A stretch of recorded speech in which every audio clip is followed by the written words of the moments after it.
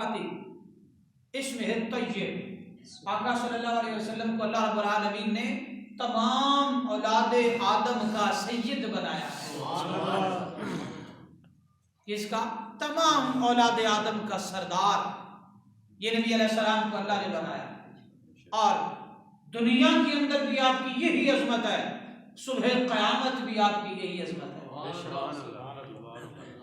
حضرت ابو الحسن فرغانی بیان کرتے ہیں، اور انہوں نے آگے چونکہ لمبی روایت ہے تو حضرت عبداللہ بن عباس رضی اللہ تعالیٰ عنہ سے روایت ہے، یہ جو صحابی ہیں، کہتے ہیں قال قال رسول اللہ صلی اللہ علیہ وآلہ وسلم، رسول اللہ صلی اللہ علیہ وآلہ وسلم نے بیان فرمایا، ان اللہ تعالی قسم الخلق قسمین، اللہ تعالیٰ نے اپنی تمام مخلوق کو دو قسموں میں تقسیم فرمایا، دو قسمیں بنائیں، دو درجات بنائے، پوری مخلوقات میں دو درجات بنائے۔ فرمایا فجعلنی من خیرہم قسما، ان دو جو درجات تھے نا ان میں ایک درجے میں مجھے رکھا اور مجھے اس کا سردار بنا دیا۔ فذلک قولہ تعالی، اسی لیے اللہ تعالیٰ کا فرمان ہے قرآن مقدس میں، اصحاب الیمین و اصحاب الشمال، اللہ تعالیٰ قرآن مقدس میں فرماتا ہے دائیں سائیڈ کے لوگ اور بائیں سائیڈ کے لوگ، دائیں سائیڈ والے جو لوگ ہیں وہ برکت والے ہیں، جو بائیں سائیڈ والے لوگ ہیں وہ بے برکتیں ہیں، جو رائٹ سائیڈ والے لوگ ہیں وہ کامیاب ہیں، جو لیفٹ سائیڈ والے لوگ ہیں وہ ناکام ہیں۔ اللہ نے یہ تقسیم کی ہے، اسی لیے فرمایا اصحاب الیمین و اصحاب الشمال، ہم کہتے ہیں نا دائیں سائیڈ کا جو دھڑا ہے، تو جو نیگیٹو دھڑا ہوتا ہے اسے دائیں سائیڈ کا دھڑا کہا جاتا ہے، لیفٹ سائیڈ کا دھڑا، اور جو بائیں سائیڈ کا ہوتا ہے اسے، جو دائیں سائیڈ کا یعنی کہ رائٹ سائیڈ کا ہوتا ہے اسے کہتے ہیں یہ زبردست طاقتور دھڑا ہے۔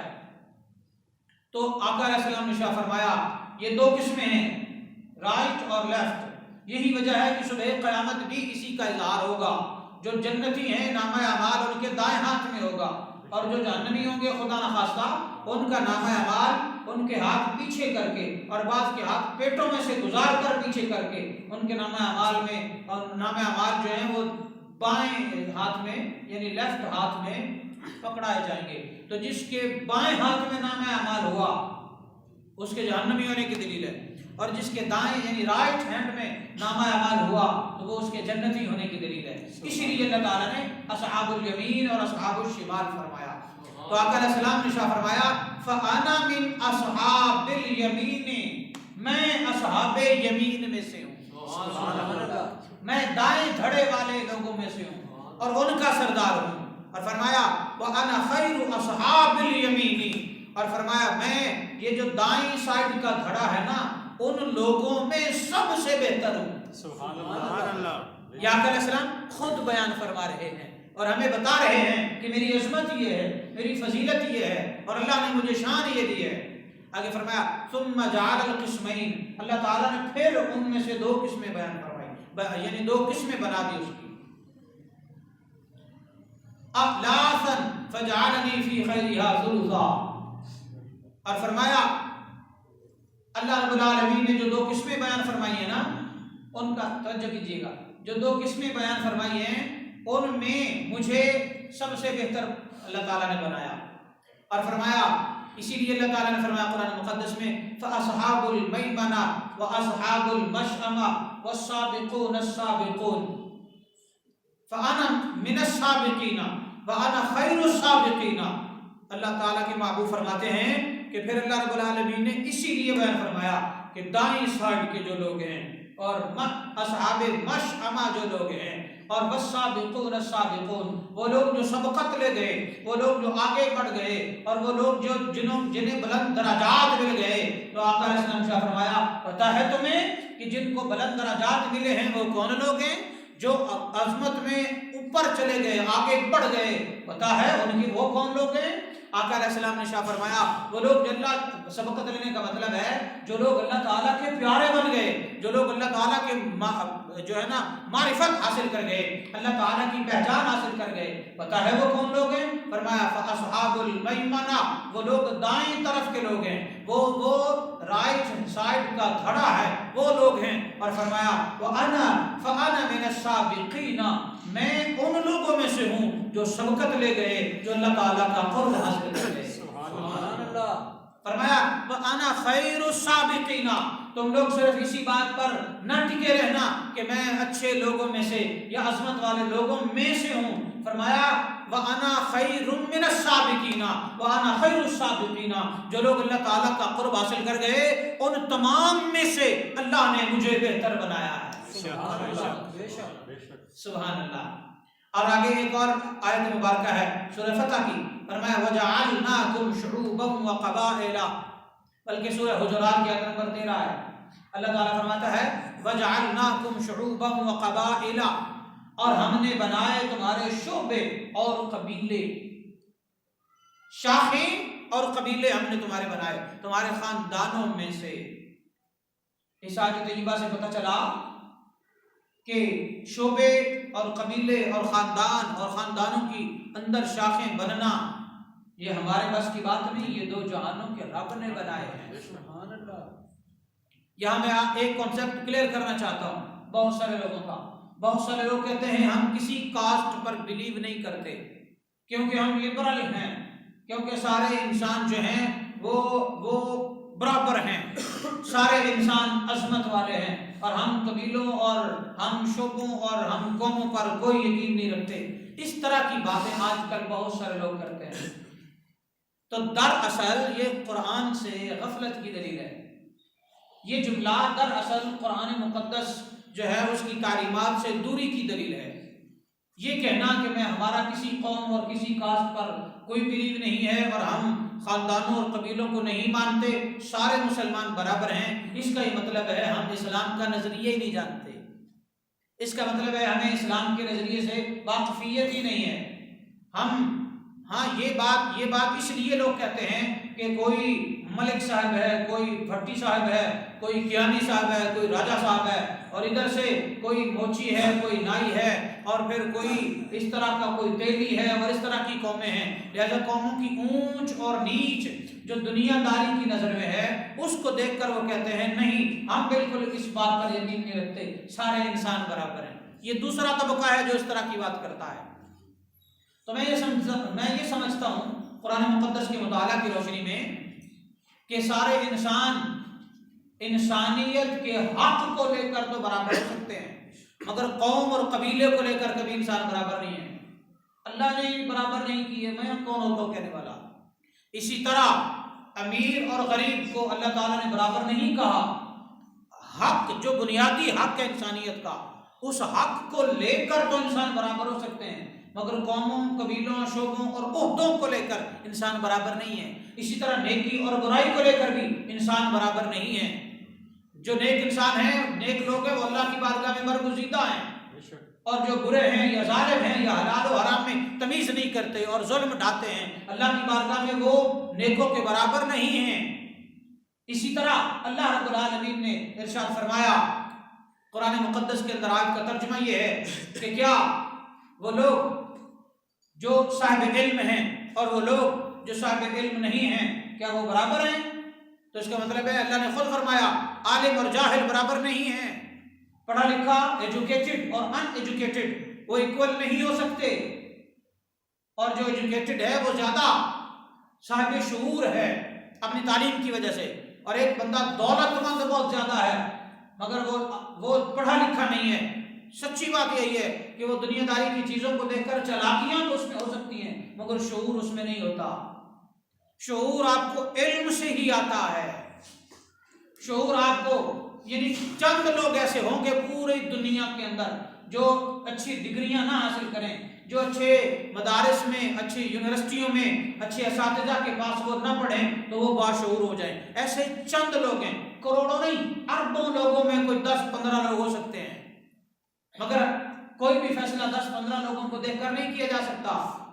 کوئی بھی فیصلہ کروڑوں لوگوں کو یا اربوں لوگوں کو دیکھ کر کیا جاتا ہے، جدھر میجورٹی ہو اس کو دیکھا جاتا ہے۔ لہذا یہ تصور اور یہ کنسیپٹ کہ قوموں کی کوئی ویلیو نہیں اور قوم، کاسٹ اور قبیلہ اس کی کوئی حیثیت نہیں، دراصل یہ کہنا جہالت ہے اور اسلام سے دوری ہے۔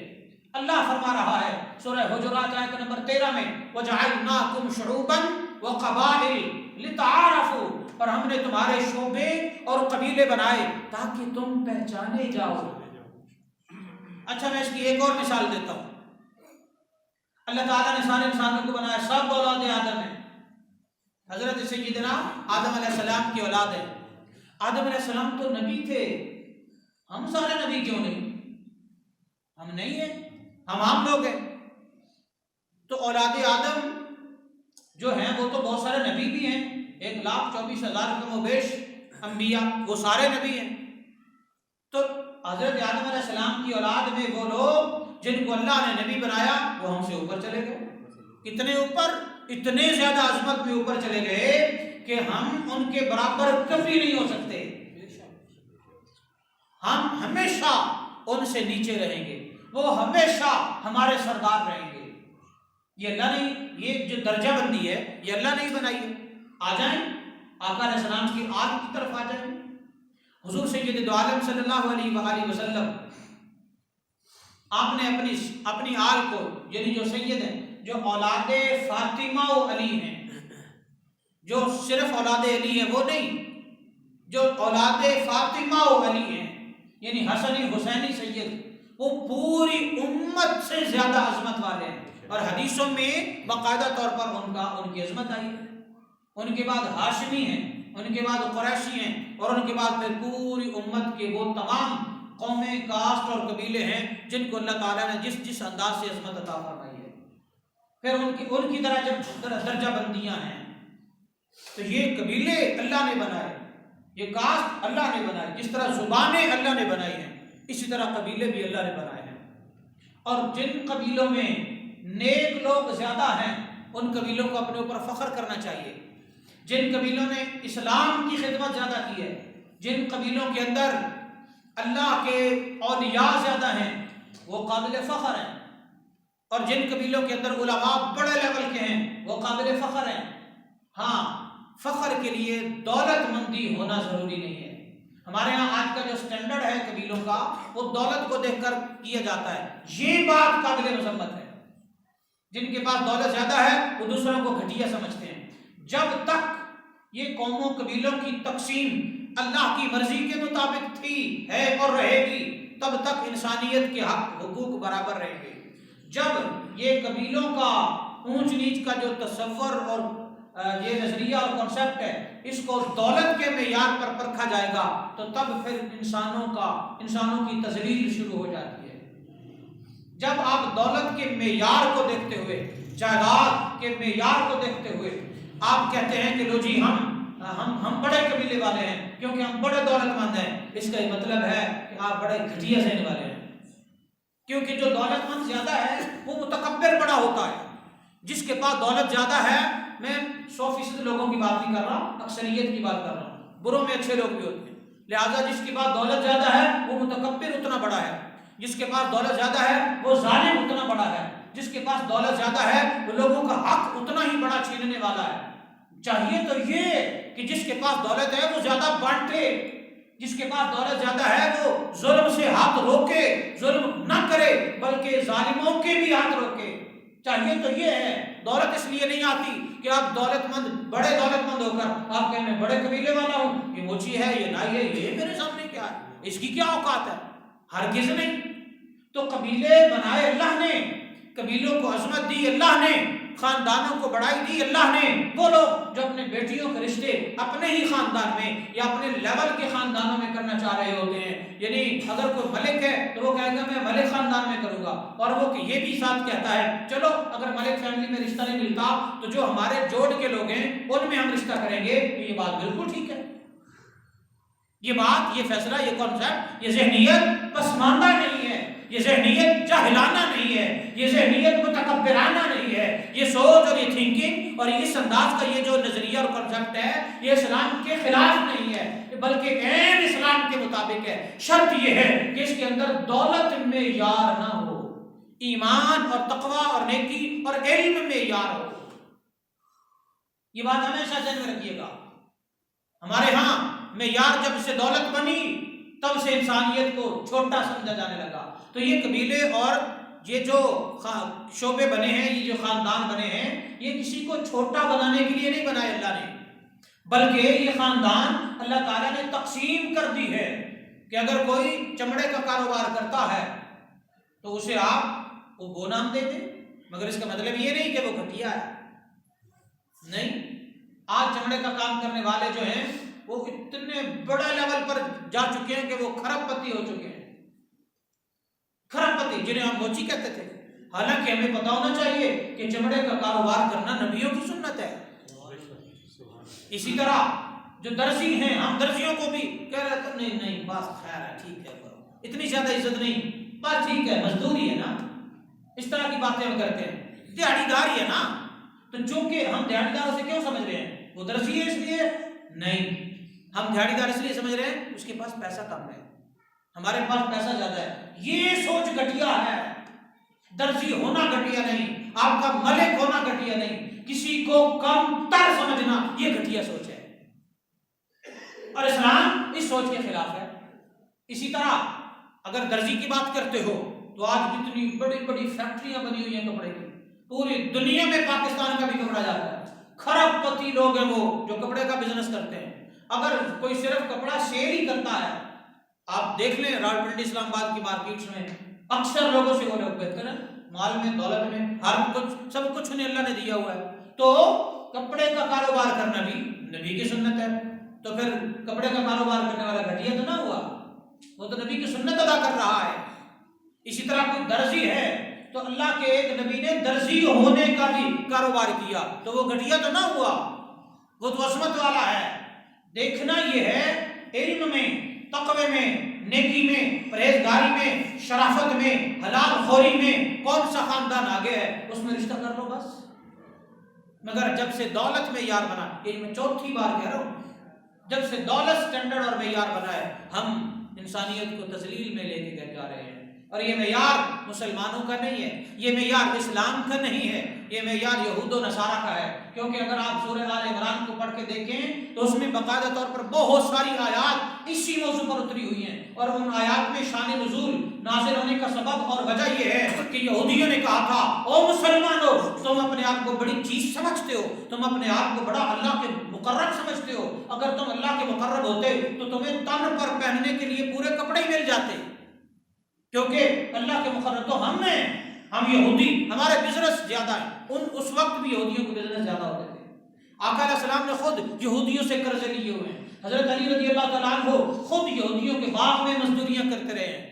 یہ حدیثوں میں بالکل موجود ہے، سیرت میں بالکل موجود ہے. آقا علیہ السلام یہودیوں سے بزنس کیا کرتے تھے. تو آقا صلی اللہ علیہ وآلہ وسلم کے زمانے میں یہودیوں نے کہا تم ہم سے مقابلہ کرتے ہو، مسلمانوں ہم تو وہ ہیں جو اللہ کے پیارے لوگ ہیں، ہم ایک کے بدلے 10 گنا لیتے ہیں، کیونکہ وہ سود کا بزنس کرتے تھے. مسلمان سودی کاروبار نہیں کرتے تھے. سود آیا بھی یہودیوں سے، پھر عیسائیوں کے اندر رائج ہو گیا. آج پوری دنیا سود پر ہے، ایون مسلمان بھی ان کی وجہ سے سود لینے اور دینے پر مجبور ہے. آپ اپنے تمام بینکوں کو دیکھ لیں. تو اس وقت انہوں نے تانا دیا، پھر رب کائنات نے قرآن کی آیات کو اتارا. اللہ تعالیٰ نے فرمایا نہیں، میری بارگاہ میں دولت کا زیادہ ہونا معیار عزت نہیں ہے. میری بارگاہ میں عزت، اکرام اور بڑائی اور بلندی اور درجات کا زیادہ ہونے کا اگر معیار دیکھنا ہے تو وہ اللہ کی محبت ہے، مصطفیٰ کی محبت ہے، اور پھر آپ کی کردار میں شرافت ہے. مگر شعبے اور قبیلے ان کا انکار نہیں کیا جا سکتا. اسی طرح آگے اسی چیز کو آقا علیہ السلام نے بھی بیان فرمایا کہ اللہ تعالیٰ نے فرمایا کہ میں نے تمہارے شعبے اور قبیلے بنائے ہیں. تو آقا علیہ السلام نے اس آیت کو پڑھ کر فرمایا فَأَنَا أَتْقَى وَلَدِ آدَمَ، میں تم میں سب سے زیادہ متقی ہوں. تم میں سے مراد صرف تم میں نہیں، ولد آدم، میں تمام اولاد آدم میں سب سے بڑا متقی ہوں. سبحان اللہ. اور فرمایا وَأَكْرَمُهُمْ عَلَى اللَّهِ وَلَا فَخْرَ، میں اللہ کی بارگاہ میں سب سے زیادہ، پوری اولاد آدم سے زیادہ عزت والا ہوں اور میں اس پر فخر نہیں کرتا. فخر سے مراد تکبرانہ فخر. تحدیث نعمت کے لیے آپ بتا سکتے ہیں کہ میں ملک صاحب ہوں، میں فلاں کا بیٹا ہوں، میرا باپ فلاں عہدے پر تھا. یہ تحدیث نعمت. تحدیث نعمت کا معنی ہوتا ہے اللہ کی نعمت کا شکریہ ادا کرنا اور اس نعمت کا عاجزی کے ساتھ چرچا کرنا. تو اس انداز میں آپ بتا سکتے ہیں، بتانے میں حرج نہیں. اور اگر آپ بڑے بنے، خود کو بنا رہے ہوں اور آپ چاہیں کہ لوگ میری عزت کریں کہ میرے پاس میرا باپ یہ ہے اور میرے پاس اتنی بڑی گاڑی ہے اور میرے پاس اتنا بڑا بنگلہ ہے اور میرا چچا یا تایا یا بڑا بھائی یہ والا منسٹر ہے، اور پھر لوگ اس سے ڈر جائیں گے اور لوگ اس سے روب میں آ جائیں گے. نہیں، یہ عمل اور یہ سوچ قابل مذمت ہے. تو آپ اندازہ کریں کہ اسلام نے کس انداز سے ہمیں یہ کانسیپٹ دیا ہے. آقا علیہ السلام نے فرمایا ثم جعل القبائل بیوتا، پھر اللہ تعالیٰ نے ان قبیلوں کے گھر بنائے. یعنی یہاں اس مسجد میں آپ آئے بیٹھے ہیں تو ہر قبیلے کا اپنا گھر ہے نا، ہر قبیلے کا اپنا محلہ ہے، اور آپ کے کہیں نہ کہیں بہت سارے لوگ قبیلے کے بستے ہیں. تو آقا علیہ السلام نے شاہ فرمایا، اللہ رب العالمین نے لوگوں کو بسایا ہے اور فرمایا فَجَعَلَنِي مِنْ خَيْرِهَا بَيْتًا، رب کائنات نے ان قبیلوں کے جو گھر اور بستیاں اور ملک اور شہر بنائے ہیں، ان تمام ملکوں میں، ان تمام شہروں میں، ان تمام بستیوں میں، ان تمام قبیلوں میں، ان تمام علاقوں میں، کائنات کے اندر سب سے بہتر اگر کسی کا گھر ہے تو وہ محمد مصطفیٰ کا گھر ہے. یہ آقا علیہ السلام نے خود اس بات کو بیان فرمایا. اس لیے میں نے اس قبیلے اور قوموں کی تشریح کی کر دی. شکر ہے یہ وقت اور یہ موقع ہمیں ملا. اسی طرح آقا علیہ السلام نے ارشاد فرمایا، یہ آیت مبارکہ انما یرید اللہ لیذھب عنکم الرجس اہل البیت ویطہرکم تطہیرا، یہ 22واں پارہ سورہ احزاب کی آیت نمبر 33 ہے، آیت نمبر 33. آقا علیہ السلام نے ارشاد فرمایا کہ یہ آیت اللہ نے میرے قبیلے کے لیے اتاری ہے کہ میرا قبیلہ سردار ہے، میرا قبیلہ پاک ہے. اسے آیت تطہیر کہتے ہیں. حسن و حسین، سیدہ فاطمہ و علی المرتضیٰ علیہم السلام جو ہیں انہیں اللہ نے عظمتیں عطا فرمائی ہیں. جب انہیں اللہ نے عظمتیں دی ہیں تو تمہیں ان عظمتوں کو ہر صورت تسلیم کرنا ہوگا. اور آگے فرمایا حضرت ابو سلمہ روایت کرتے ہیں، اور وہ حضرت ابو ہریرہ سے روایت کرتے ہیں، کہتے ہیں قالوا یا رسول اللہ، ہم نے عرض کیا یا رسول اللہ صلی اللہ علیہ وسلم آپ یہ بتائیں کہ حضرت یہی روایت حضرت واقعہ بن اسقع بیان کرتے ہیں. تو میں دونوں روایتوں کو جمع کر دیتا ہوں. کہتے ہیں کہ قال رسول اللہ صلی اللہ علیہ وسلم، بے شک رسول اللہ صلی اللہ علیہ وسلم نے فرمایا ان اللہ اصطفى من ولد ابراہیم اسماعیل واصطفى من ولد اسماعیل بنی کنانہ واصطفى من قریش بنی ہاشم واصطفانی من بنی ہاشم. اس کا ترجمہ بڑا خوبصورت ہے اور وہ یہ ہے کہ آقا علیہ السلام نے فرمایا بے شک اللہ تعالیٰ نے تمام اولاد آدم میں سے حضرت ابراہیم علیہ السلام کی اولاد کو چنا اور ان کی اولاد میں سے حضرت اسماعیل علیہ السلام کو چنا اور اولاد اسماعیل میں سے بنی کنانہ کو چنا اور بنی کنانہ میں سے اللہ تعالیٰ نے قریش کو چنا اور قریش میں سے اللہ تعالیٰ نے بنی ہاشم کو چنا اور بنی ہاشم میں سے رب کائنات نے محمد مصطفیٰ کو یعنی کہ مجھے چنا اور پھر مجھے ساری انسانیت پر عظمت عطا کر کے کائنات کو بتا دیا کہ میں ہی خاتم النبیین ہوں، میں ہی اول و اولین اور آخرین سے زیادہ عظمت والا ہوں. اور آقا علیہ السلام نے فرمایا انا اکرم الاولین والآخرین ولا فخر، میں تمام پہلے گزرے ہوں میں سے بھی افضل اور برتری والا ہوں، میں تمام پیچھے آنے والوں میں سے بھی عظمت اور کرامت والا اور برتری اور فضیلت والا ہوں. ولا فخر، مگر میں اس پر تکبر نہیں کرتا. آپ اندازہ کریں کہ آقا علیہ السلام کیا فرمایا، تمام پہلے تمام بعد والے. اس کا کیا مطلب ہے؟ حضرت آدم علیہ السلام سے لے کر قیامت تک کے ہر انسان سے بہتر اگر کوئی ہے تو وہ مکین گنبد خضرا ہے. سبحان اللہ، اتنی بڑی فضیلت. اور فرمایا فلا فخر، میں پھر بھی تکبر نہیں کرتا۔ آج ہم اگر کسی سے بہتر ہو جائیں، ہم کتنے بہتر ہو سکتے ہیں؟ اگر ہم کسی سے بڑے ہو جائیں ہمیں کتنا بڑا عہدہ مل سکتا ہے۔ پاکستان کا سب سے بڑا عہدہ آقا علیہ السلام کے عہدے کے سامنے تو یہ بہت چھوٹا ہے۔ Super power of the world جو کنٹری ہے امریکہ، اس کا بڑا سب سے بڑا عہدہ پریزیڈنٹ بن جائیں آپ؟ نہیں، وہ تو جسٹ ایک کنٹری ہے، 210 سے زیادہ ممالک ہیں، پھر بھی آپ سب پر تو افضل نہ ہوئے آج کے زمانے میں بھی۔ اچھا جب نہیں ہیں تو پھر اکڑ کس بات کی، پھر تکبر کس بات کا، پھر دوسروں کو نیچا سمجھنا کس لیے؟ آپ کی اوقات ہی کیا ہے کہ آپ دوسرے لوگوں کو نیچا سمجھتے ہیں؟ ایک منسٹر بن کر، یا ایک دولت مند بن کر، یا ایک ایسا عہدہ لے کر کہ جو صرف چند لوگوں پر مشتمل ہے، اس وجہ سے آپ تک متکبر ہوئے بیٹھے ہیں، جیسا کہ آج کل حکومت پاکستان میں بیٹھی ہے۔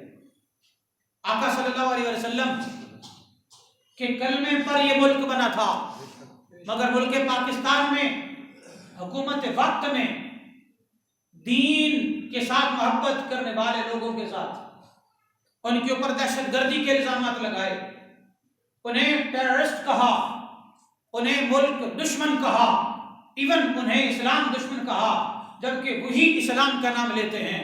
اور پچھلے 4 دنوں سے لے کر آج تک 43 قتل ہو چکے ہیں ان لوگوں کے۔ ان کا قصور ہی کیا ہے، ان کا جرم ہی کیا ہے؟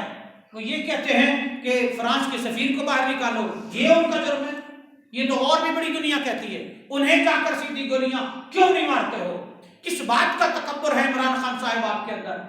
اور آپ کی حکومت کے وہ لوگ، شیخ رشید صاحب ظالم سفاک جھوٹا لعنتی انسان، یہ میں اس کے حلقے میں بیٹھ کر بات کر رہا ہوں، مکار انسان ہے، ہر دفعہ لوگوں کو مروانے والا انسان ہے۔ لال مسجد پر حملہ ہوا، شیخ رشید بیچ میں تھا، اس لیے وہ مارے گئے۔ اسی طرح یہ تحریک لبیک کے 43 لوگ قتل ہوئے ہیں، شیخ رشید بیچ میں ہے، اس لیے یہ مارے جا رہے ہیں۔ ان پر ہیلی کاپٹر سے گولیاں برسائی گئی، ان پر تیزاب پھینکا گیا اور تیزاب سے ساری روڈز بھر گئی اور ان پر سیدھا گولیاں ماری گئی، ان پر ایسے گرنیڈ پھینکے گئے، بم پھینکے گئے ان پر، ہینڈ گرنیڈ، اور دلائل موجود ہیں، ویڈیوز موجود ہیں۔ کیا وہ ملک دشمن ہے؟ کیا وہ اسلام دشمن ہے؟ کیا وہ اسرائیل سے اٹھ کے آ گئے ہیں یا وہ انڈیا سے اٹھ کے آ گئے ہیں؟ کیا وہ لوگ ہیں کون جن پاکستانیوں پر ظلم کر رہے ہو؟ اور وہ پاکستان کی تیسری بڑی سیاسی قوت ہے، کروڑوں لوگ ان کے ماننے والے ہیں۔ پاکستان کے اندر سب سے زیادہ اہل سنت ہیں، پاکستان اہل سنت کا ہے، اس کے باوجود حکومت وقت کے اندر ایسے لوگ موجود ہیں جو قادیانیت نواز ہیں اور وہ مسلمانوں پر اور ختم نبوت پر ایمان رکھنے والوں پر ظلم کر رہے ہیں۔ اس کی یہی حقیقت ہے، اس کے سوا کچھ نہیں۔ اور عمران خان صاحب نے انہیں دھمکی دی ہوئی ہے، جو جی چاہتا ہے کرو۔ عمران خان یہ یاد رکھنا، اگر آج تو ظلم کروا رہا ہے تو کل انشاءاللہ اسی لبیک یا رسول اللہ کی بدولت اور اسی لبیک یا رسول اللہ کے نعرے کی مار تمہیں پڑے گی اور تو تختہ دار پہ جائے گا، جائے گا۔ وجہ یہ ہے کہ جو 43 نہتے بے گناہ، نہ ان کے پاس پسٹل ہیں نہ ان کے پاس بندوقیں ہیں، ان کے پاس آگے سے اپنا دفاع کرنے کے لیے تو کچھ بھی نہیں ہے، وہ نہتے ہیں۔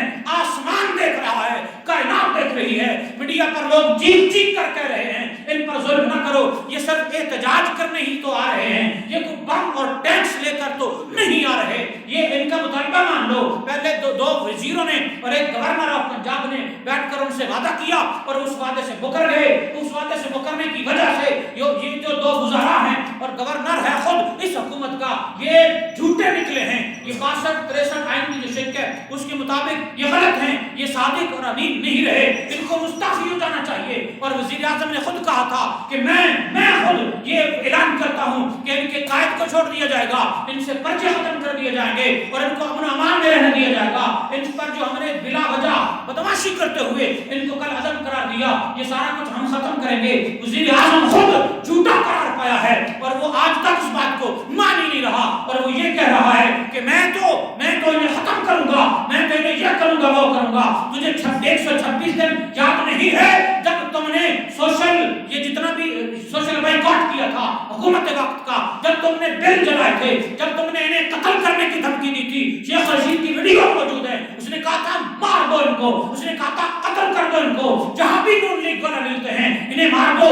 اور شیخ رشید ہوش کے ناخن لے، تو نے حلقے میں دوبارہ پھر کبھی نہیں آنا، تو نے لال حویلی میں دوبارہ پھر کبھی نہیں آنا۔ ہاں تو اگر اب آئے گا تو تجھے جوتے پڑیں گے، تجھے انڈے پڑیں گے، تجھے پتھر پڑیں گے، تجھے ذلیل کیا جائے گا، کیونکہ تو نے یہ کہا ہے کہ میں نے تو کبھی لبیک یا رسول اللہ کا ساتھ دیا ہی نہیں، میں تو کبھی ان کے دھرنے میں گیا ہی نہیں، جبکہ ویڈیوز موجود ہیں اور میں بھی دکھا سکتا ہوں کہ راولپنڈی کے اندر ان کے دھرنے کا استقبال تو نے کیا تھا، ہاتھ تو نے پہنائے تھے، نیشنل ایک ٹی وی چینل کو جو باقاعدہ طور پر انٹرویو تو نے دیا تھا۔ یہ جن لوگوں کو ہم اپنے نمائندے بناتے ہیں، جنہیں ہم وزیر داخلہ بناتے ہیں، جنہیں ہم وزیر اعظم بناتے ہیں، وہ پاکستانیوں کا 1% بھی خیر خواہ نہیں ہے۔ یہ سعد رضوی، میں تحریک لبیک کا بندہ نہیں ہوں، میں تحریک لبیک کا کارکن نہیں ہوں، اس کا لیڈر نہیں ہوں، کیونکہ میں انسان ہوں، میں پاکستانی ہوں۔ سعد رضوی پر 24 پرچے حکومت نے جھوٹے کیے تھے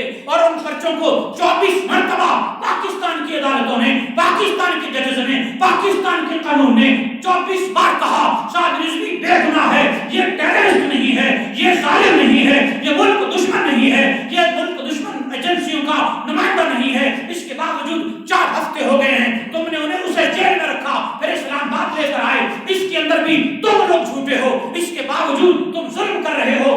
آج اگر ایک کلمہ پڑھنے والا اس سرزمین پاکستان پر ظلم سے محفوظ نہیں اور اگر وہ احتجاج کرتا ہے تو حکومت کی وہ گولیاں اور رینجرز کی وہ گولیاں، پولیس کی وہ گولیاں اور وہ گاڑیاں اور وہ بم اور وہ ساری سہولیات جو میرے اور آپ کے ٹیکس پر بنی ہوئی ہیں، وہ اگر ہمیں پر چلنی ہے تو بتاؤ ہم کدھر جائیں، تو بتاؤ ہمیں پھر مار دو، ہمیں پھر گولیاں مار دو، ہمیں گھروں میں بیٹھے ہوئے، بازاروں میں چلتے ہوئے پورے پاکستان کو قتل کر دو، کیونکہ یہاں پر اگر کوئی احتجاج کرتا ہے اپنا حق مانگنے کے لیے تم سیدھی گولیاں مارتے ہو۔ اس کا مطلب ہے پاکستانی قوم پاکستان کے اندر رہ کر پاکستان کے ادارے یعنی کہ رینجر اور پولیس اور حکومت وقت کے ظلم سے ہی محفوظ نہیں ہے۔ اگر ہم محفوظ نہیں ہیں تو بتاؤ ہم کیا کریں؟ ہم نہیں ہیں محفوظ۔ پاکستان میں دل اٹھ چکا کہ یہاں پر جو احتجاج کرتا ہے گولیوں سے بھون دیا جاتا ہے۔ کیا آپ کے سامنے ایسا نہیں ہو رہا؟ ہو رہا ہے۔ تو بتائیں اگر کل کو بجلی نہیں آتی، پیٹرول 138 روپے ہو گیا جو کہ 170 روپے تک جانے کی انہوں نے سمری بنا رکھی ہے، تو ہم احتجاج کریں گے تو کیا ہمیں گولیاں مار دیں گے؟ ماریں گے۔ تو ہمارا پاکستان کدھر ہے جو کلمے کے نام پر بنا تھا؟ وہ تو ہمارا پاکستان کدھر ہے جو امن کے نام پر بنا تھا؟ تو ہمارا پاکستان کدھر ہے جس وزیر اعظم کو ہم نے منتخب کیا تھا؟ کوئی تحریک کا ہو یا نہ ہو، یہ بات ہر صورت ذہن میں رکھیں، پاکستان میں انسانوں پر گولیاں نہیں چلنی چاہیے، انسانوں پر ظلم نہیں ہونا چاہیے، انسانوں کو مارا نہیں جانا چاہیے۔ یہ بالکل صاف صاف سی بات ہے۔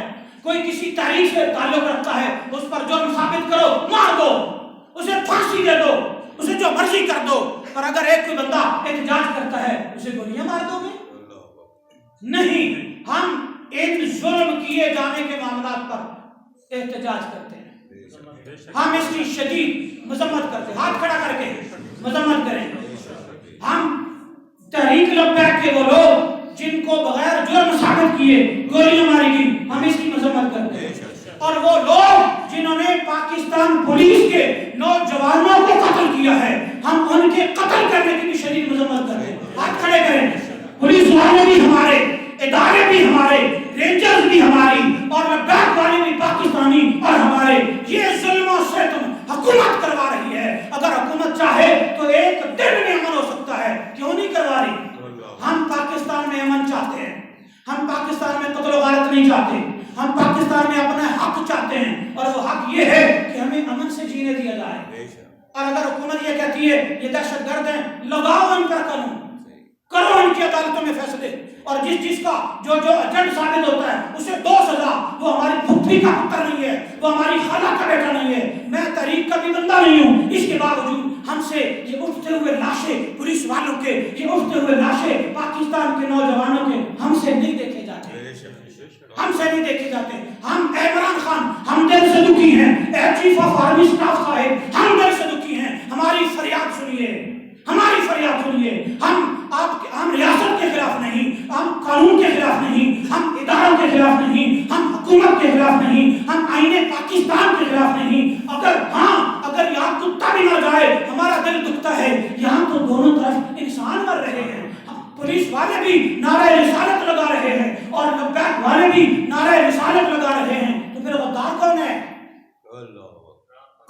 غدار نہیں. یہ دونوں عوام اور ادارے دونوں محب وطن ہیں، دونوں پاکستانی ہیں، دونوں آئین کی قدر کرتے ہیں، دونوں محب رسول ہیں، مگر ہماری حکومت غدار ہے جو عوام کو اڑا کر ایک نیا شوشہ اور فتنہ پیدا کر کے پاکستان کا امیج ختم کرنا چاہتی ہے، پاکستان کا مورال ڈاؤن کرنا چاہتی ہے اور مذہبی قوتوں کو دہشت گرد ثابت کرنا چاہتی ہے. اور یہ قادیانیت لابی ہے. ہم اس کی شدید مذمت کرتے ہیں اور اپیل کرتے ہیں چیف آف آرمی اسٹاف سے کہ یہ ظلم جو حکومت کروا رہی ہے آپ اس کو پلیز بند کروائیں، خدا بند کروائیں. آپ کروا سکتے ہیں، آپ کو اللہ نے طاقت دی ہے، اور پاکستانی عوام کا جو ٹیکس فوج کو جاتا ہے اس کا حق یہ ہے کہ پاکستانی عوام کو جینے کا حق دیا جائے. انہیں ہیلی کاپٹر کے ذریعے شیلنگ ان پر نہ کی جائے، سیدھی گولیاں ان پر نہ برسائی جائیں، تیزاب ان پر نہ برسایا جائے. کسی کو روکنے کے آخری طریقہ کیا ہوتا ہے؟ ٹیبل ٹاک ان کے ساتھ کریں. آپ کہتے ہیں ہم ٹیبل ٹاک 100 بار کر چکے ہیں، ہم سے تو وہ سنبھلے ہی نہیں جاتے. تو بھائی جان آپ اپنے گھر میں بیٹھ جاؤ. آپ وزیر داخلہ کیوں بنے ہیں؟ 22 کروڑ کا 24 کروڑ کا وزیر داخلہ ہے عوام کا، اور اسے 4 بندوں کے ساتھ میٹنگ نہیں کرنا آتی. اس کا مطلب ہے تیرا سارا تجربہ، ساری زندگی کا سیاسی تجربہ گھول کر جو ہے وہ نالی میں ڈال دیا گیا ہے. ہرگز نہیں. ہم ان غلط باتوں کو نہیں مانتے، ہم امن چاہتے ہیں. یا اللہ ہاتھ اٹھاؤ دعا کے لیے. یا اللہ پاکستان میں امن قائم فرما. یا اللہ یہ پاکستان کی رینجرز اور پولیس اور پاکستان کی عوام یہ جو ایک دوسرے کو مار کے بلا وجہ کی شہادتیں لے رہے ہیں، یا اللہ دونوں دھڑوں کو ہدایت دے، دونوں دھڑوں کی جانوں کی اور مالوں کی اور عزتوں کی حفاظت فرما. اور یہ بیچ میں نہ نظر آنے والی طاقتیں پاکستانیوں کو لڑوا رہی ہیں اور آپس میں مروا کر پاکستان کا امیج خراب کر رہی ہیں. یا رب العالمین ان مضمون طاقتوں اور سازشوں کو ناکام کر دے، پاکستان کو امن کا گہوارہ کر دے. آمین. وما علینا الا البلاغ المبین. اجمعین برحمتک یا